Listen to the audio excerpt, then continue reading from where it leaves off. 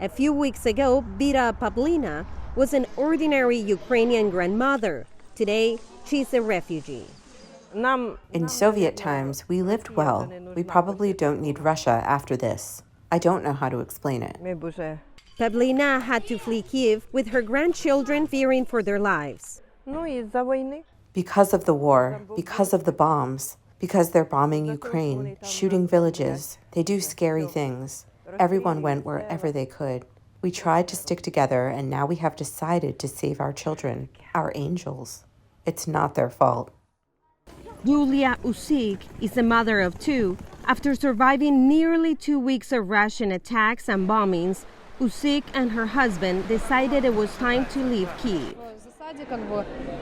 We were under attack and shelling for 13 days, and my husband told me to please get the children out because they were traumatized. My husband is in Kyiv. He's 33 years old. He promised he will come back for us. Lilia Kostenko is the grandmother of two youths, Timur and Damir. For her family, the plan initially was to flee to a cottage outside of Kyiv. But as the Russian forces drew closer, plans changed. Our husbands told us go to Lviv. Our daughter's friends took us in at their place. And then explosions started again. They blew up the airport there, and we decided to leave, now with our daughter's friends.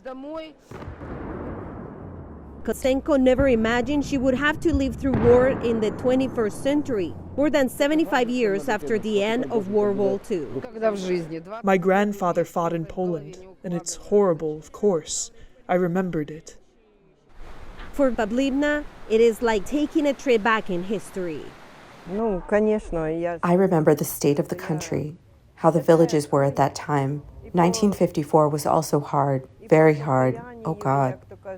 We want peace and that the soldiers who are there can protect us. We just want everything to be fine and that there would be peace.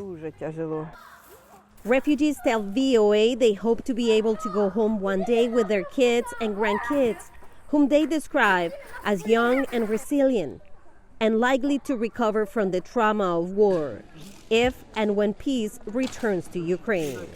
Celia Mendoza, VOA News, Medyka, Poland.